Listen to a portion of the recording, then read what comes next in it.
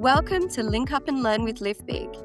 I'm Sarah, and today we're addressing a topic that has been causing quite a bit of confusion lately: the role of psychology in the NDIS. There's been a lot of questions about whether psychology is still funded and what it actually looks like in practice. Joining me is Kylie Thomas, team leader and psychologist at LiveBig. Welcome, Kylie. Thanks, Sarah, for having me. Kylie, to start us off, can you explain how psychology fits within the NDIS and why there's sometimes uncertainty around whether it's available to participants? Yeah, absolutely. So psychology definitely remains an important support under the NDIS for participants, but their needs and goals need to justify it. So it's not automatically included in participants' plans. It needs to be linked to the participants' goals and also linked to their disability. So if a participant has a disability and has goals relevant to psychology, then they absolutely can try and get psychology funding included in their plan. But there's also some confusion because NDIS plans and processes can change. So I recommend that the participant or the family just keep up to date with the NDIS guidelines, but it's always best to speak with the support coordinator for any clarification about whether they can access psychology funding or not. So when might someone have psychology included in their plan? Yeah, so psychology will be included when it helps a participant work towards their NDIS goals, and especially if their disability impacts on their daily life, so on their independence or on their social participation. But really importantly, psychology support is not just about providing treatment for a diagnosis, it's about supporting functional outcomes. So, this is a really key part of NDIS therapeutic supports that they all need to support a client or a participant improve their functional participation. So, functional participation means your daily participation in life. So, that's, getting out of the house, going to see family members, being out in the community. So we might address anxiety that could be a barrier to leaving the house. But as I mentioned before, not every plan will have psychology. It will depend on the participants' individual needs and goals. And psychology funding will usually be taken from the improved daily living budget, but this is not specific to psychology. The improved daily living funding will also be used for other allied health professionals like speech therapists and OT. So the support coordinator or the participant will need to figure out what portion of that can be used for psychology. Can you give us some practical ways that psychology can help in everyday life? Yes, this is a great question. So again, psychology support is really focused on helping people build long-term skills and strategies to overcome barriers caused by their disability. So again, psychology support is really linked to the person's disability and supporting that improved everyday participation. So some practical ways of how this might look might be the participant wants to get out of the house more. So we might work on anxiety management skills to support this, or we might work on supporting that participant to improve their social confidence. And sometimes we might do some work on some graded exposure. So gradually getting that person used to being out of the house in manageable ways. So starting kind of small and building up to the longer term goal. Another big focus we can have is on improving daily routines. So often we might provide support with motivation and planning, and also that realistic goal setting. So breaking tasks down into more manageable steps so it feels achievable for the participant. And then another common area we can work is building social skills. So we'll often do this by practicing conversations and role playing different scenarios. And we'll also look at developing some coping strategies to deal with anxiety or social anxiety in the situation. And I think we try and focus on practical application, so actually playing out the skills rather than just talking about them, but doing that practice together. What sort of goals do you typically help people with? Yeah, so this will, of course, really depend on the individual, and we'll be working to develop individual goals specific to their circumstances that also fit with the overarching NDIS goals. So the psychology goals need to be related to the broader goals in the plan. But some common goals we might see are developing skills to manage mood and anxiety.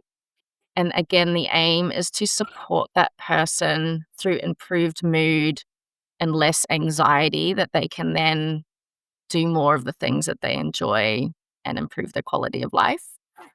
Another common goal is around this adjustment to disability. So often there's some grief and loss around functioning or changes in symptoms or progression of symptoms. There might be some identity work, and we're working to address these things with the aim to improve that person's quality of life and support that person to re engage in things that matter to them. Other goals are often around building confidence. So that might be confidence to go to a day program or go to a community group or a social group. So having the confidence to do some of the things that they might be feeling anxious about. And then often a goal might be around emotion regulation. So supporting the person with skills to deal with stress and change. But yeah, I think it's important to stress here that we will tailor the goals to the participants' personal circumstances. There's sometimes confusion between, say, psychology and behavior support. Can you tell us how they're different? Yeah, this is a great question and comes up a lot. So, psychology work can only be completed by a registered psychologist who have done training in that field. And psychology work focuses on mental health and emotional well-being and focuses on building skills for daily life.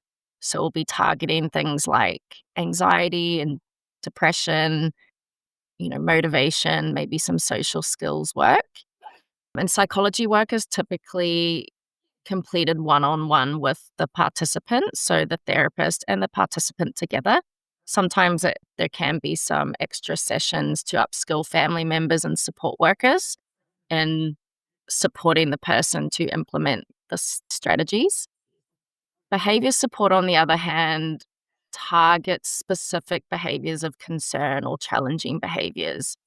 So, some examples of challenging behaviors might be things like aggression or self harming behaviors. And the behavioral therapist will develop a behavior support plan aimed to reduce risk to the participant and perhaps those around them and teach alternative behaviors. Behavior support will have a big focus on upskilling the support team, family members, and how to work well with the participant and how to support them to manage behaviors of concern. So a participant can actually have both supports in a plan. They can have psychology support for emotional and mental health. And then they can also have behavior support for managing challenging behaviors. So those two supports can occur together and are often quite complementary. So, where do you usually deliver psychology services? And why is that flexibility important? So at LiveBig, we deliver psychology support wherever the client needs it, really. So we often will go to the client's home if that's where they feel comfortable. But we can also have the psychology session at a school if it's a young person or a child. Or we'll even use some community spaces. So that might be a community center or a public library.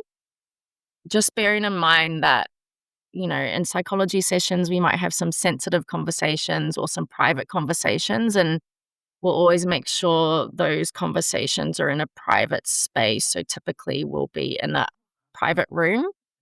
But in saying that, often we'll be doing some skills building work. So, for example, working to gradually expose the participant to maybe something that's a little bit fearful for them. So, we might actually go on a bus ride, for example, to get that person used to public transport and practicing in the moment some of the skills that they've learned in session. So, that practical application of strategies in a real world setting. So, that flexibility is really important because it helps the participant actually practice skills in real life settings. And having this flexibility reduces barriers to access and is making therapy more relevant to their daily life. So, we're not just talking about things, we're actually going out in the community and practicing them. So, what are some of those common psychological barriers, and how do you help people overcome them? Yeah, so some common barriers for participants might be, of course, anxiety or low mood, which then impacts on, motivation to get out of the house or to do different activities. And there'll often be some low confidence, maybe some difficulty coping with change or some past trauma. And all of these things will impact that person's ability to complete everyday living tasks and different activities. So, psychologists will help by first even identifying what the barriers are and then teaching the participant some coping strategies. So, for example, relaxation to manage anxiety or problem solving skills, and also some different techniques to challenge their thinking and maybe develop a different perspective, which will support them to do some of their feared situations. Will also support gradual exposure to some of the situations that are making them anxious. So, again, this is where that community work and community sessions is really beneficial for the participant because they're actually able to practice these things in the setting that they want to. And will also build self-esteem and resilience. So, really improving the participants' belief in their own ability to cope and manage these situations. Can you explain what cognitive assessment is and when it might be useful? Yeah, so the cognitive assessment service we've just implemented at LiveBig, which is really exciting. And cognitive assessments will measure things like memory or problem solving skills and also look at comprehension. So, for example, a cognitive assessment could find that someone has memory difficulties. So, we'll then use this information to recommend practical strategies for their support team.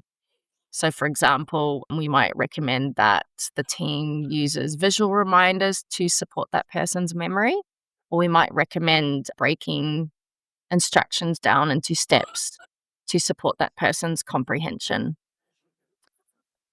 Cognitive assessments are only funded when they help inform a person's support needs or identify their cognitive strengths and weaknesses. So, a cognitive assessment under the NDIS is not just for a diagnosis, it's to inform their supports. Finally, is there a misconception about psychology and the NDIS that you'd like to address? So, psychology is not just for treating mental health conditions. In the NDIS, it's really about building practical skills and confidence to live a fuller life and improve their quality of life.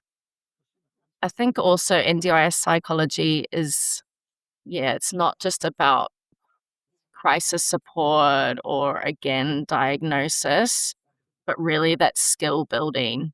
And the skill building and support is directly linked to the participant's disability.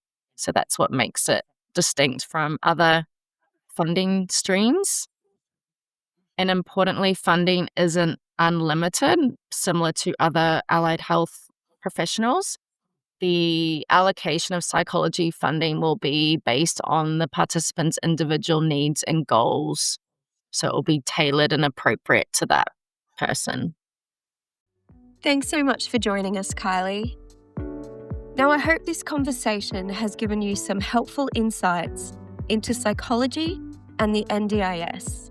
If you'd like to connect with us and learn more about LiveBig, visit livebig.com.au and don't forget to subscribe for more conversations like this. Thanks for listening, and we'll catch you next time. We acknowledge the traditional owners of this nation, whose country we work and live in. We recognise Aboriginal and Torres Strait Islanders as traditional custodians and their ongoing connections to land and sea. We pay our respects to elders past, present and emerging as law keepers of the world's oldest living culture. We celebrate the stories, culture and traditions of Aboriginal and Torres Strait Islanders so we can, in the true spirit of reconciliation, continue the journey together.